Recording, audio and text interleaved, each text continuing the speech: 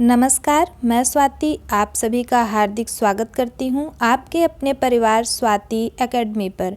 UPSI के विगत परीक्षाओं के प्रश्नों की जो श्रृंखला चल रही है, आज उस श्रृंखला की यह चौथी क्लास है। इसके पहले की 3 क्लासें चैनल पर उपलब्ध हैं, आप जाकर देख सकते हैं।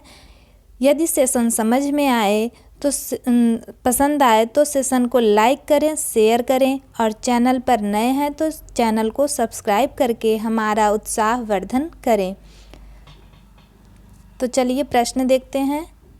इस श्रृंखला का यह पहला प्रश्न,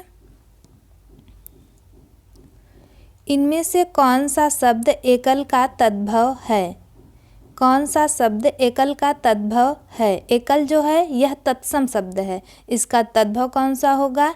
ए अकल, बी अकिल, सी अकेला, डी कोई नहीं। तो इसका जो उत्तर होगा वह होगा सी अकेला। एकल का तद्भव अकेला होगा। प्रश्न संख्या 2,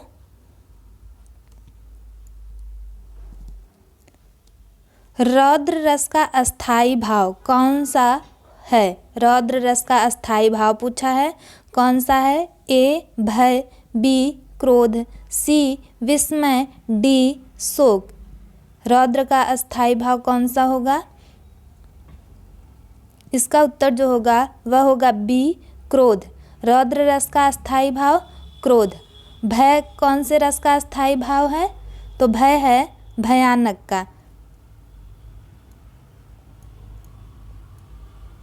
भयानक रस का अस्थाई भाव क्या है? भय। और विस्मय, विस्मय किसका है? अद्भुत का।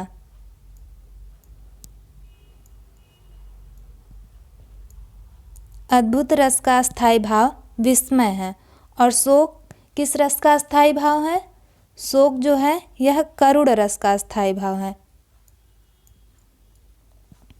शोक करुण रस का अस्थाई भाव है। और श्रृंगार रस का अस्थाई भाव रति। हास्य रस का अस्थाई भाव हास होगा। और विभत्स का जो होगा वह होगा जुगुप्सा। शांत रस का अस्थाई भाव निर्वेद होगा।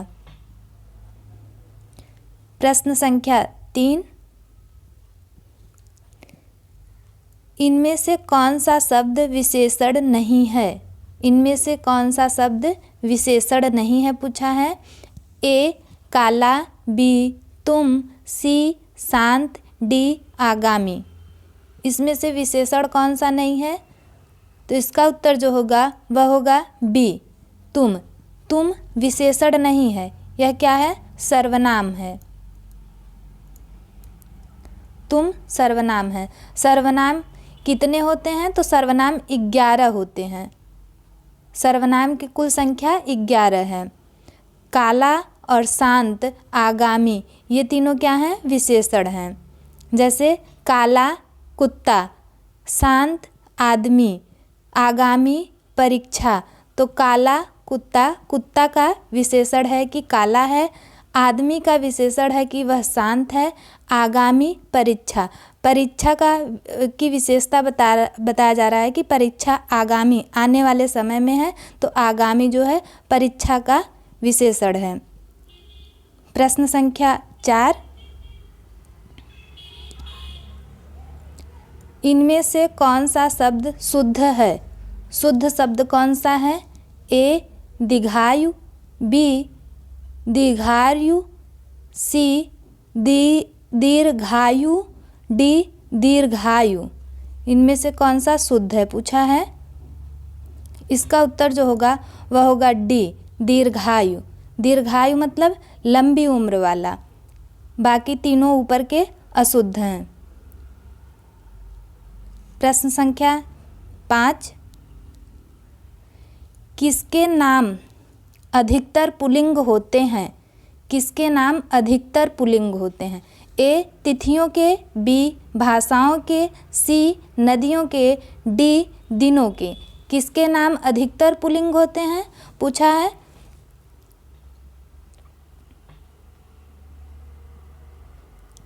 तो प्रश्न संख्या 5 का जो उत्तर होगा वह होगा डी दिनों के नाम अधिकतर पुल्लिंग होते हैं, जबकि तिथि, भाषाओं और नदियों के नाम स्त्रीलिंग होते हैं। तिथि, भाषाओं और नदियों के नाम स्त्रीलिंग होते हैं और दिनों के नाम पुल्लिंग होते हैं। प्रश्न संख्या 6, इनमें से तिमिर शब्द का विलोम कौन सा है? तिमिर शब्द का विलोम पूछा है, कौन सा है? ए प्रकाश, बी आभास, सी ज्योतिर्मय, डी आलोक। इनमें से कौन सा तिमिर का विलोम है?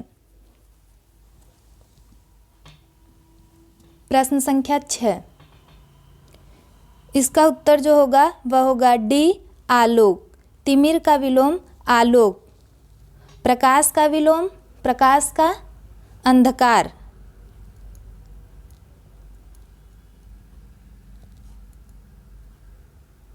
प्रकाश का विलोम अंधकार। और ज्योतिर्मय का विलोम क्या होगा? तमोमय। ज्योतिर्मय का तमोमय या तिमिरमय होगा। आभास का क्या होगा विलोम? आभास का विलोम वास्तविकता।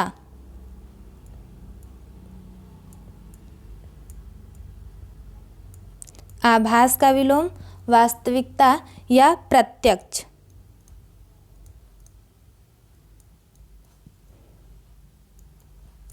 प्रश्न संख्या 7, विस्मय अस्थाई भाव किस रस में होती है?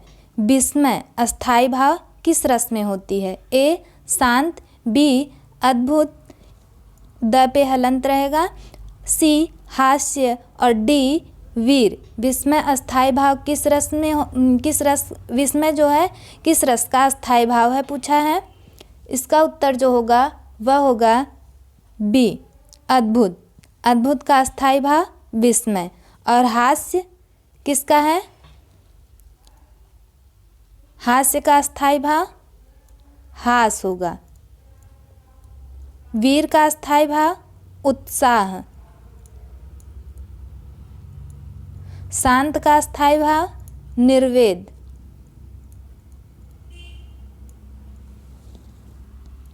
प्रश्न संख्या 8, यहाँ कुछ परिच्छेद दिए गए हैं।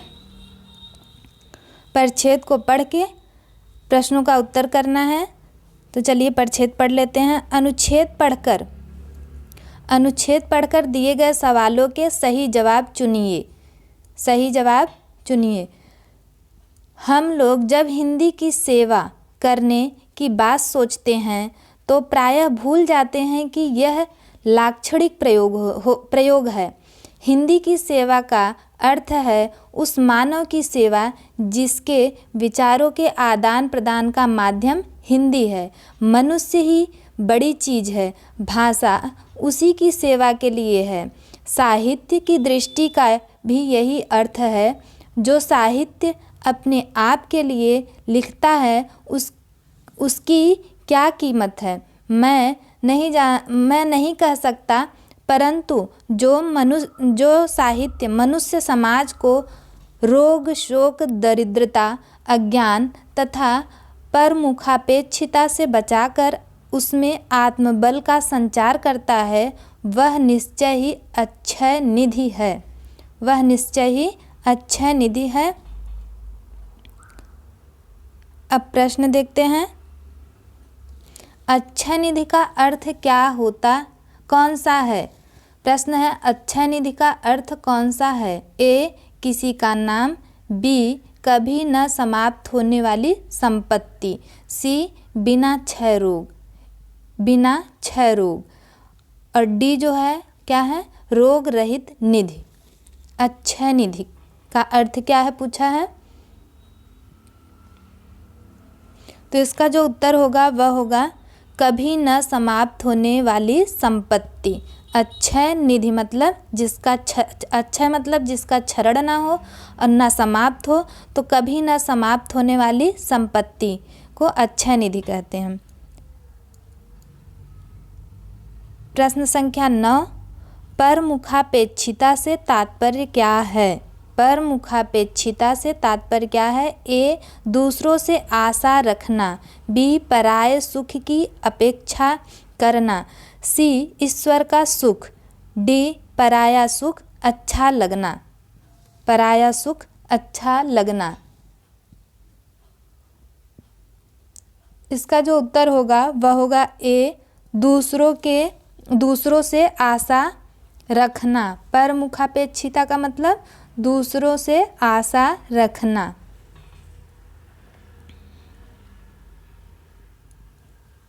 प्रश्न संख्या 10, इनमें से कौन सा शब्द स्त्रीलिंग नहीं है? कौन सा शब्द स्त्रीलिंग नहीं है? ए, हिंदी। बी, सेवा। यहाँ ये बी होगा, बी ये सी होगा। बी, सेवा। सी, प्रयोग। डी, भाषा। इनमें से कौन सा शब्द स्त्रीलिंग नहीं है? ए, हिंदी। बी, सेवा। सी, प्रयोग। डी, भाषा।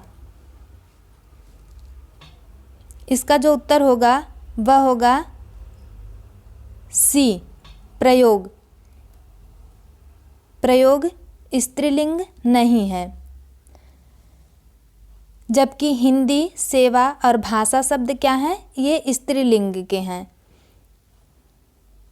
हिंदी, सेवा, भाषा ये क्या हैं? स्त्रीलिंग के हैं।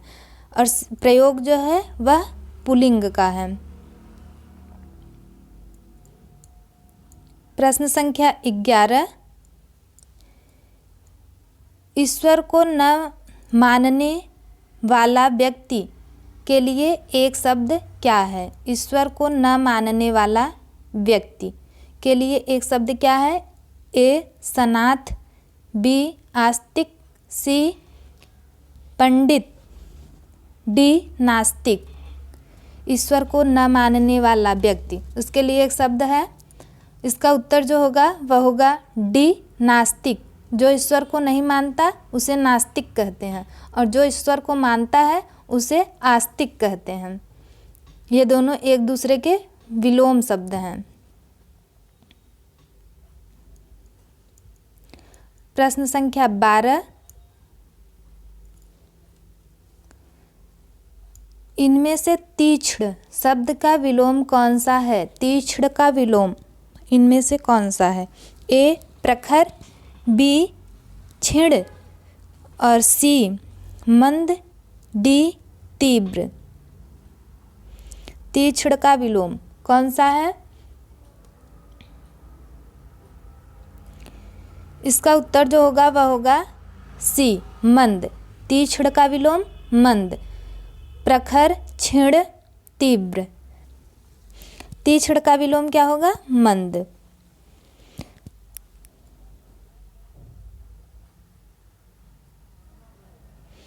प्रखर का विलोम मंद। प्रखर का विलोम मंद। और क्षीण का विलोम पुष्ट। कहते हैं ना वह क्षीण काया है, मतलब दुर्बल शरीर का है, तो उसका विलोम क्या होगा? पुष्ट। पुष्ट मतलब हिष्ट पुष्ट, मतलब स्वस्थ है। तीव्र, तीव्र का मंद या शिथिल।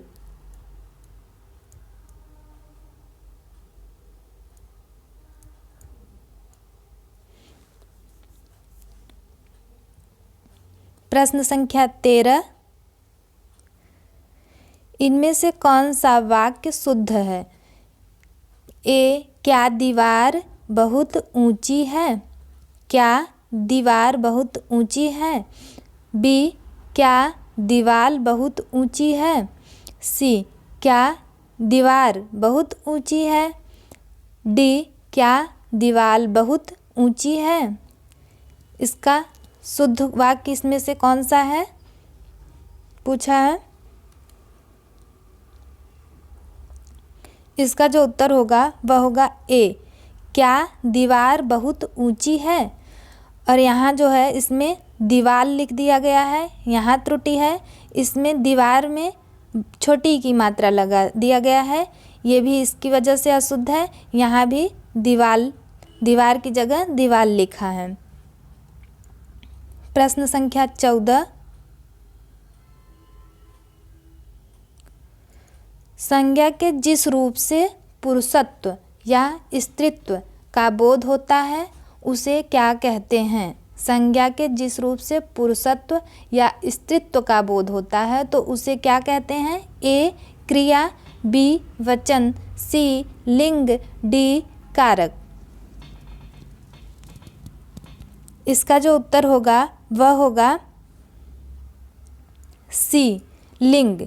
लिंग से पुरुष या स्त्री जाति का बोध होता है। प्रश्न में वही पूछा है कि पुरुषत्व या स्त्रीत्व का बोध किससे होता है? तो लिंग से होता है। इसका उत्तर सी सही होगा। प्रश्न संख्या 15, इनमें से कौन सा शब्द सूर्य का पर्यायवाची है? सूर्य का पर्यायवाची है। ए मारुति, बी कृषाणु, सी हुताशन, डी आदित्य। इनमें से कौन सा सूर्य का पर्यायवाची है? प्रश्न संख्या 15, इसका जो उत्तर होगा वह होगा डी आदित्य। सूर्य का पर्यायवाची आदित्य। और देख लेते हैं इनके कुछ पर्यायवाची, जैसे दिनकर, दिनकर, भास्कर,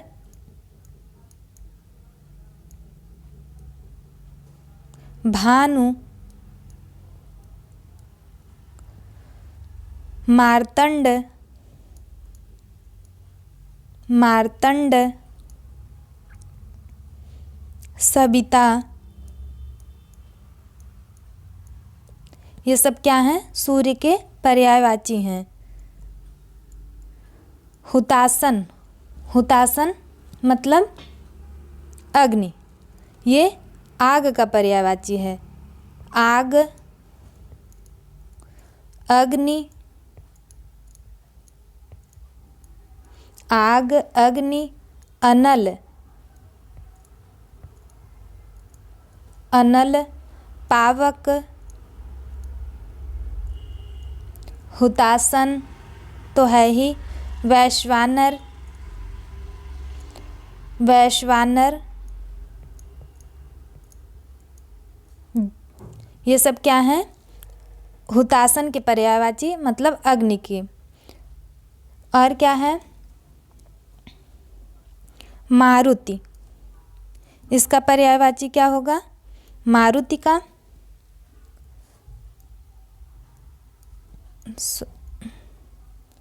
हनुमान, कपीश्वर,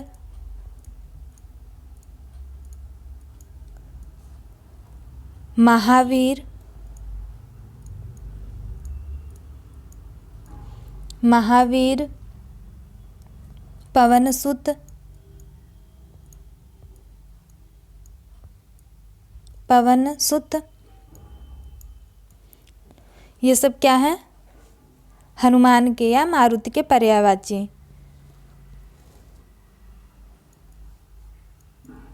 प्रश्न संख्या 16,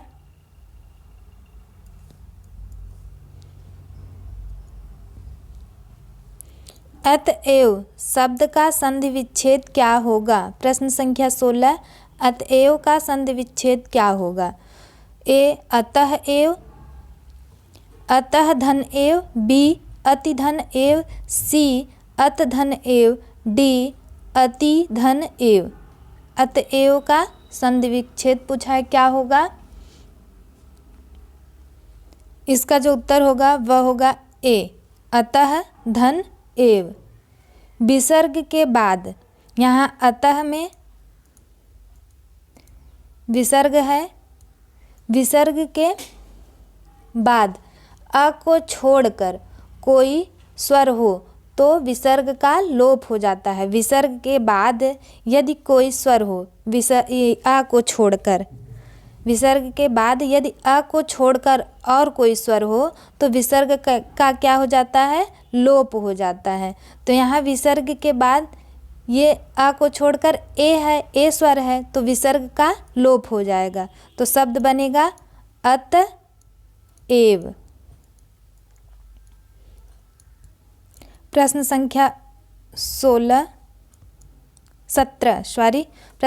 17 3 बेर खाती थी वे 3 बेर खाती है में कौन सा अलंकार है? 3 बेर खाती थी वे 3 बेर खाती है में कौन सा अलंकार है पूछा है? ए अन्योक्ति, बी श्लेष, सी यमक, डी अनुप्रास। इसका जो उत्तर होगा वह होगा सी यमक। जहाँ शब्दों की आवृत्ति हो और बार बार जैसे शब्द एक से अधिक बार आए और उसका हर बार अर्थ अलग अलग हो, तो वहाँ क्या होता है? यमक अलंकार होता है। तो यहाँ बेर शब्द जो है 2 बार आया है। 3 बेर खाती थी में एक बार वे 3 बेर खाती है में यहाँ देखिए बेर शब्द 2 बार आया है और दोनों बेर का अर्थ जो है वह भिन्न भिन्न है, इसलिए यहाँ यमक अलंकार है। 3 बेर खाती थी, यहाँ बेर शब्द का अर्थ है समय, समय से लिया गया है। और इस बेर शब्द का अर्थ क्या है? बेर, जो बेर फल होता है, बेर फल वाला। मतलब पहले 3 समय खाती थी, 3 बेला में खाती थी, अब क्या है? अब ऐसी स्थिति है कि 3 बेर खाती है, मतलब बेर फल 3 बार 3 ठू खाती है। प्रश्न संख्या 18 इनमें से संख्यावाचक विशेषण से संबंधित कौन है? संख्यावाचक विशेषण से संबंधित कौन सा है? ए भद्दा, बी 20 मीटर कपड़ा और सी सुंदर और डी 4 कुर्सियाँ। संख्यावाचक विशेषण इनमें से कौन सा है? तो इसका उत्तर जो होगा वह होगा डी 4 कुर्सियाँ। संख्या यहाँ 4 जो है संख्या है, इसलिए यहाँ 4 कुर्सियाँ जो है सही उत्तर होगा। सुंदर यह गुणवाचक विशेषण है, भद्दा ये भी गुणवाचक विशेषण है,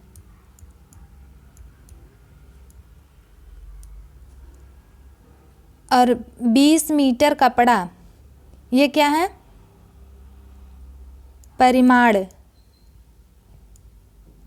ये क्या है? परिमाणवाचक विशेषण। प्रश्न संख्या 19 इनमें से कृत्रिम शब्द का विलोम कौन सा होगा? कृत्रिम का विलोम पूछा है। ए स्वाभाविक, बी स्वचालित और सी स्वनिर्मित, डी प्राकृत। कृत्रिम का विलोम इनमें से कौन सा होगा? इसका उत्तर होगा डी प्राकृत। कृत्रिम का विलोम प्राकृत। प्रश्न संख्या 20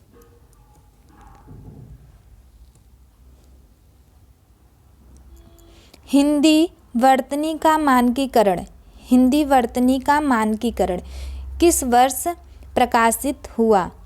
ए 1967, बी 1965, सी 1968, डी 1966। हिंदी वर्तनी का मानकीकरण किस वर्ष प्रकाशित हुआ? तो इसका उत्तर जो होगा वह होगा ए 1967। 1967 में यह शिक्षा मंत्रालय के अधीन प्रकाशित हुआ था। शिक्षा मंत्रालय के अधीन हिंदी वर्तनी का मानकीकरण पुस्तक शिक्षा मंत्रालय के अधीन 1967 में प्रकाशित हुआ था। प्रश्न संख्या 21 इनमें से जल का पर्यायवाची कौन सा नहीं है? जल का पर्यायवाची नहीं है पूछा है। ए उदक, बी रौप्य, सी अम्बु, डी नीर। कौन सा जल का पर्यायवाची नहीं है? तो इसका उत्तर जो होगा वह होगा बी रौप्य। रौप्य किसका पर्याय है? तो रौप्य जो है वह चांदी का पर्याय है, चांदी का पर्यायवाची है। इसके और पर्यायवाची हैं जैसे रूपक, रूपक और रजत, ये सब क्या हैं? चांदी के पर्यायवाची हैं। रूपा ये भी है। और उदक, अम्ब, उदक, अम्ब और नीर किसके हैं? ये सब जल के पर्यायवाची हैं।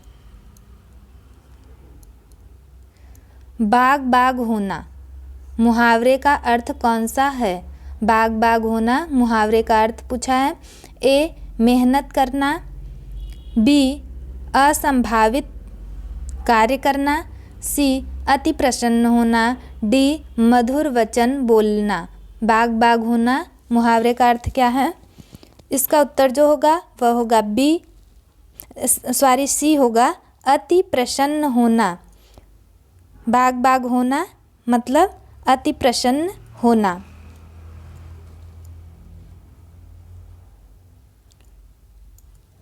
प्रश्न संख्या 23, इनमें से आकाश का पर्यायवाची कौन सा नहीं है? आकाश का पर्यायवाची नहीं है पूछा है। ए व्योम, बी अवनि, सी नभ, डी अनंत। इनमें से कौन सा आकाश का पर्यायवाची नहीं है? इसका उत्तर जो होगा वह होगा बी अवनि। अवनि किसका है? पृथ्वी का। पृथ्वी का और क्या होगा? धरती, धरा। पृथ्वी का धरती, धरा, वसुंधरा।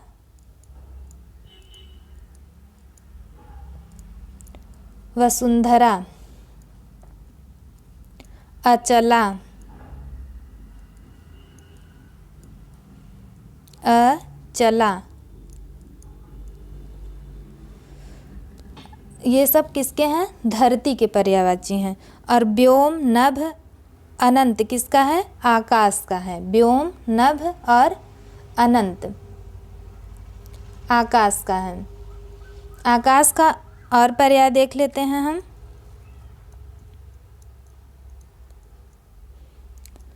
आकाश का गगन, मंडल,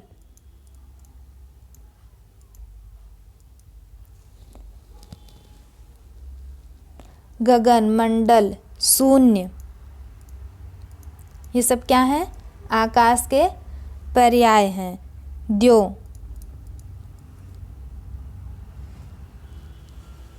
अंतरिक्ष, अंतरिक्ष, ये सब किसके पर्याय हैं? आकाश के। प्रश्न संख्या 24, उपमान और उपमेय का अभेद क्या कहलाता है? उपमान और उपमेय का अभेद क्या कहलाता है? ए भ्रांतिमान, बी उत्प्रेक्षा, सी उपमा, डी रूपक। उपमान और उपमेय का अभेद क्या कहलाता है? इसका उत्तर जो होगा वह होगा डी रूपक। अभेद जहाँ भेद न हो, जहाँ उपमेय और उपमान में भेद न रह जाए, वहाँ क्या होता है? रूपक होता है। प्रश्न संख्या 25, इनमें से कौन सा प्रत्यय लेखक शब्द के अंत में प्रयुक्त हुआ है? कौन सा प्रत्यय लेखक शब्द में प्रयुक्त हुआ है? ए क, बी आक, सी इक, डी अक। लेखक में कौन सा प्रत्यय प्रयुक्त हुआ है? तो इसका उत्तर जो होगा वह होगा डी अक। लेखक में अक प्रत्यय लगा है। मूल शब्द क्या है? लेख। इसमें अक प्रत्यय लगाएंगे तो क्या बनेगा? लेखक। प्रत्यय वह शब्दांश है जो शब्दों के अंत में लगकर शब्दों में विशिष्टता लाता है, उसे क्या कहते हैं? प्रत्यय कहते हैं। प्रश्न संख्या 26, चंद्रोदय में कौन सी संधि है?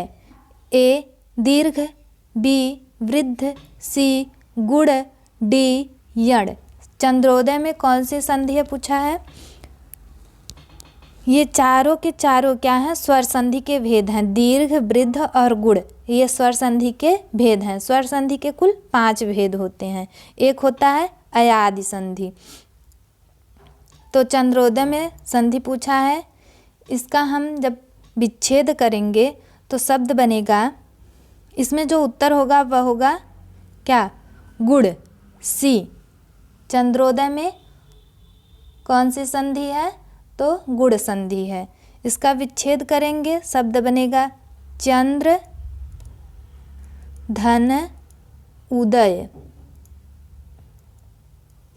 चंद्र धन उदय। अ और उ, अ और उ बराबर क्या होता है, ओ।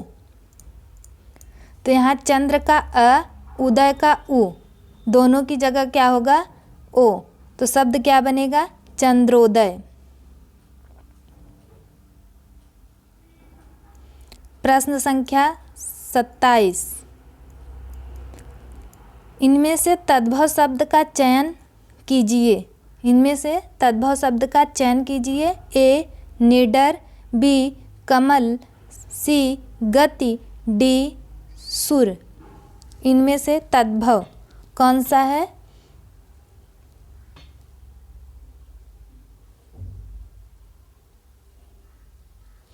इसका उत्तर जो होगा वह होगा ए निडर। निडर शब्द क्या है, तद्भव। इसका तत्सम क्या होगा,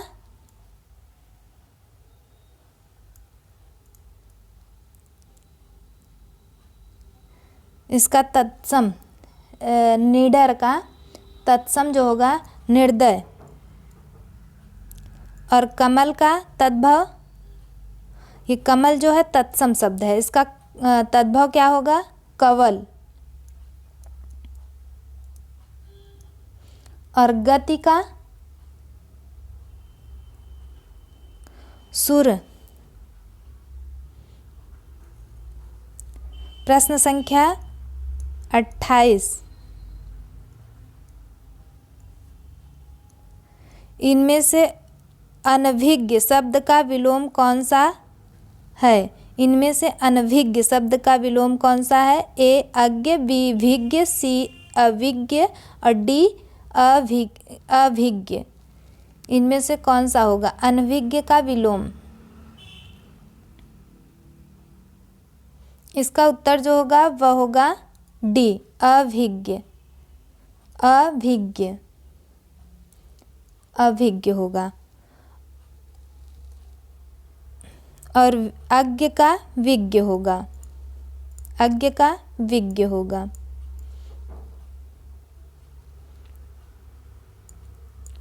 प्रश्न संख्या 29। भारतीय संविधान की 8वीं अनुसूची में कितनी भाषाएं शामिल हैं। भारतीय संविधान की 8वीं अनुसूची में कितनी भाषाएं शामिल हैं। ए 26, बी 22, सी 15, डी 24। इसका जो उत्तर होगा वह होगा बी 22। भारतीय संविधान की 8वीं अनुसूची में कुल 22 भाषाएं शामिल हैं और 18 बोलियां।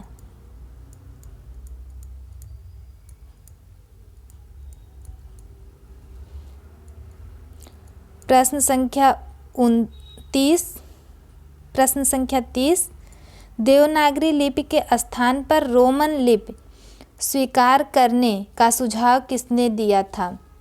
देवनागरी लिपि के स्थान पर रोमन लिपि स्वीकार करने का सुझाव किसने दिया।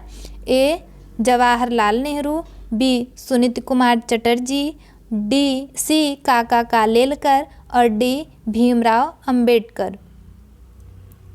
इसका जो उत्तर होगा वह होगा बी सुनीत कुमार चटर्जी। सुनीत कुमार चटर्जी जी ने रोमन लिपि का सुझाव दिया था कि मतलब देवनागरी लिपि के स्थान पर रोमन लिपि का प्रयोग किया जाए। प्रश्न संख्या 31। इनमें से कौन अमृत का पर्यायवाची नहीं है? इनमें से कौन सा अमृत का पर्यायवाची नहीं है? ए सोम, बी पीयूष, सी सुरा, डी सुधा। कौन सा अमृत का पर्याय नहीं है? इसका जो उत्तर होगा वह होगा सी सुरा। सुरा किसका पर्याय है? शराब का। सुरा शराब का पर्यायवाची है। शराब का पर्यायवाची और देख लेते हैं। मदिरा, सुरा, मदिरा, शराब और वारुड़ी, वारुड़ी, ये सब क्या हैं? शराब के पर्यायवाची हैं। सोम, पीयूष, सुधा, सोम, पीयूष, सुधा, अमीय, अमीय, ये किसके हैं? अमृत के।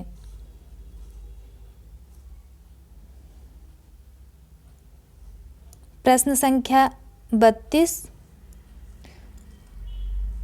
जो ममत्व से रहित हो के लिए एक शब्द कौन सा है? जो ममत्व से रहित हो उसके लिए एक शब्द कौन सा है? ए निर्मोही, बी निर्मम, सी निरामय, डी निष्ठुर।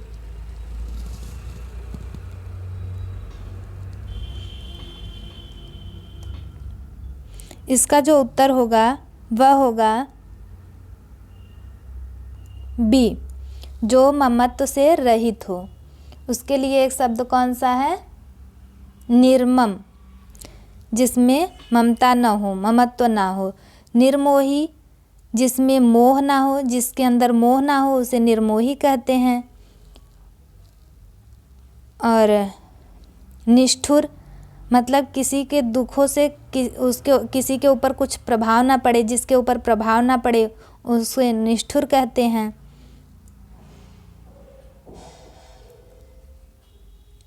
प्रश्न संख्या 33, स ध्वनि का उच्चारण स्थान इनमें से कौन सा है? स ध्वनि का उच्चारण स्थान। ए दंत्य, बी ओष्ठ्य, सी मूर्धन्य, डी तालव्य। स का उच्चारण स्थान कौन सा है? इसका उत्तर जो होगा वह होगा डी तालव्य। स का उच्चारण स्थान तालव्य। इचु यसा नाम तालु, स्वर में ई और ई, च वर्ग और य और स का उच्चारण स्थान क्या होता है? तालु। इसका एक सूत्र है इचु यसा नाम तालु। मूर्धन्य में क्या होता है? मूर्धन्य में ऋतु रसाणाम मूर्धा, ऋतु रसाणाम मूर्धा, री और ट वर्ग, री और ट वर्ग और मूर्धन्य स, इसका उच्चारण स्थान क्या है? मूर्धा। और बी ओष्ठ का उपपद्मनिया नाम ओष्ठव, उपपद्मनिया नाम ओष्ठव, उ और उ और प वर्ग का उच्चारण स्थान, प वर्ग का उच्चारण स्थान क्या होगा?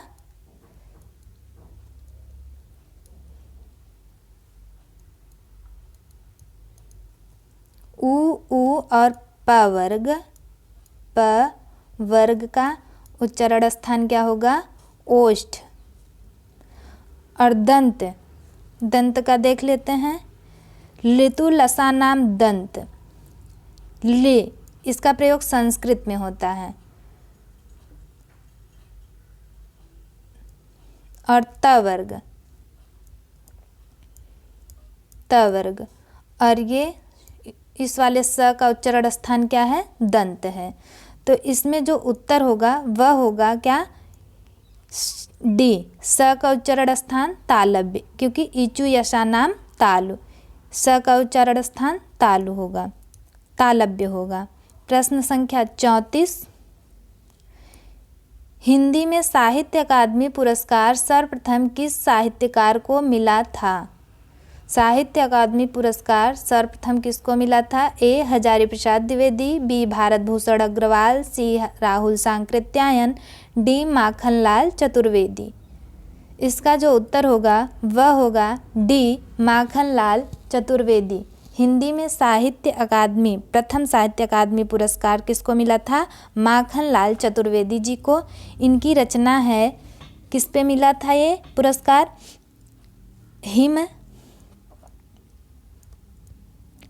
हिम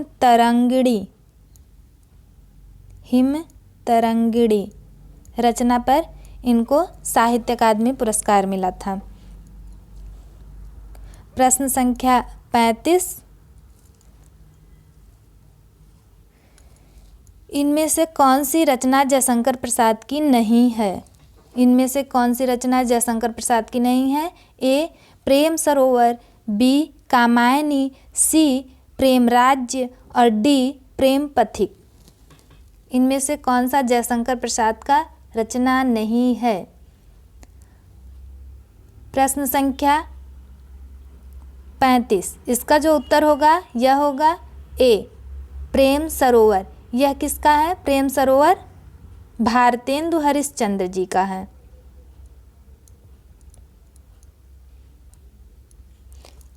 प्रेम सरोवर किसकी रचना है? भारतेंदु हरिश्चंद्र जी की। इनका प्रेम नाम से कुछ और रचनाएं हैं, उसे भी देख लेते हैं हम। भारतेंदु हरिश्चंद्र जी का प्रेम नाम से क्या है? प्रेम सरोवर तो है ही, प्रेम माधुरी,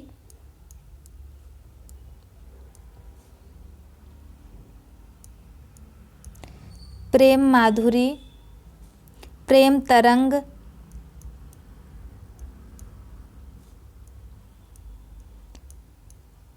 प्रेम प्रलाप,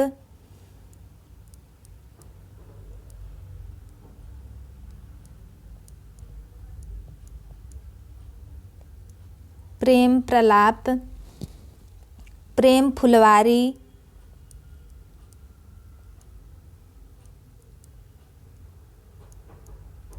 ये सब क्या हैं? भारतेंदु हरिश्चंद्र जी के रचना है ये सब। और बाकी कामायनी, प्रेम राज्य, प्रेम पथिक, ये जयशंकर प्रसाद जी के हैं। तो इसका जो उत्तर होगा वह होगा ए. प्रेम सरोवर जयशंकर प्रसाद जी की रचना नहीं है, यह भारतेंदु हरिश्चंद्र जी की रचना है। प्रश्न संख्या 36। प्रत्यक्ष शब्द में कौन सी संधि है? प्रत्यक्ष में संधि पूछा है, कौन सा है? ए. अयादि, बी. यण, सी. गुण, डी. दीर्घ। इनमें से कौन सा प्रत्यक्ष में संधि है? कौन सी संधि है प्रत्यक्ष में? तो इसका जो उत्तर होगा वह होगा बी. यड़। प्रत्यक्ष शब्द में यड़ संधि है। प्रति, इसका हम जब विच्छेद करेंगे तो शब्द बनेगा प्रतिधन, अच्छा। तो ई के स्थान पर क्या हो जाएगा आदेश? य। ई के स्थान पर य हो जाएगा। इधर शब्द बचेगा प्र, और जब इसमें त से स्वर निकल जाएगा ई, उसके जगह यह हो जाएगा, तो यहाँ त जो है वह हलंत युक्त बचेगा और यहाँ अच्छ। इसका जब हम संधि करेंगे तो अ में ये य में अ लगकर ये अ पूरा होगा, और इधर प्र है और आधा त है, तो ऐसे लिख देंगे। फिर पीछे जो अक्ष का छ बचा है उसको यहाँ लिख देंगे, तो शब्द बनेगा प्रत्यक्ष। इसमें कौन सी संधि है? तो यड़ संधि है इसमें, प्रत्यक्ष में।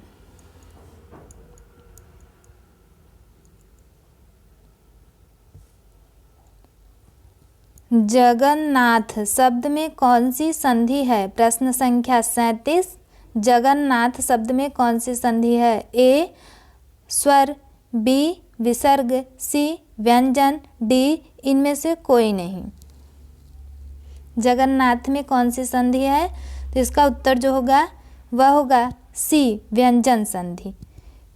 व्यंजन संधि। इसका विच्छेद करेंगे जगन्नाथ का, तो शब्द बनेगा जगत धन नाथ। जहाँ व्यंजन से व्यंजन का मेल हो या व्यंजन से व्यंजन का मेल हो, वहाँ कौन सा संधि होगा? तो वहाँ व्यंजन संधि होगी। तो जगन्नाथ में यहाँ त हलंत रहेगा। तो क्या है इसमें?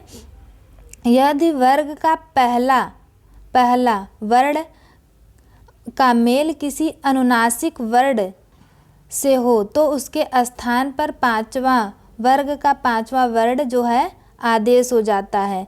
तो यहाँ वर्ग का यह पहला अक्षर है त वर्ग का पहला अक्षर है और यहाँ अंतिम है। तो यहाँ जो है इसी वर्ग का पांचवा अक्षर जो है हो जाएगा। तो शब्द बनेगा जग, त के जगह पांचवा अक्षर तथा ध न, आधा न हो जाएगा क्योंकि त जो है हलंत है, तो यहाँ न भी हलंत रहेगा और ये पीछे वाला जो पद है उसको हम लाकर इधर जोड़ देंगे तो शब्द बनेगा जगन्नाथ। यहाँ क्या है? व्यंजन संधि है। प्रश्न संख्या 38, अकाल पर पत्थर पड़ना मुहावरे का अर्थ क्या है? अक्ल पर पत्थर पड़ना मुहावरे का अर्थ क्या है? ए, बुद्धि भ्रष्ट होना, बी, बेफिक्र और सी, मूर्ख बन जाना, डी, अपमानजनक बात कहना। अक्ल पर पत्थर पड़ना मुहावरे का अर्थ, इसका उत्तर जो होगा वह होगा ए, बुद्धि भ्रष्ट हो जाना। बुद्धि भ्रष्ट हो जाना। प्रश्न संख्या 39, जो भविष्य की बात सोचता हो के लिए एक शब्द कौन सा होगा? इस वाक्य के लिए जो भविष्य की बात सोचता हो वाक्य के लिए एक शब्द कौन सा होगा? ए, भविष्य चिंतक, बी, भावी चिंतक, सी, चिंताकुल और डी, अग्रसोची। इसका जो उत्तर होगा वह होगा क्या? डी, अग्रसोची। भविष्य की बात सोचने वाला मतलब अग्रसोची। इसके लिए एक शब्द है अग्रसोची। प्रश्न संख्या 40 और यह इस सेशन का अंतिम प्रश्न है। इनमें से कौन सा शब्द शुद्ध है? ए, आशीर्वाद, बी, आशीर्वाद और सी, आशीर्वाद, डी, आशीर्वाद। इनमें से कौन सा शब्द शुद्ध है? इसका जो उत्तर होगा वह होगा ए, आशीर्वाद। आशीर्वाद सही है ए, और बाकी ये तीनों के तीनों अशुद्ध हैं, ये शुद्ध है। इसी के साथ 40 प्रश्न समाप्त होते हैं। धन्यवाद।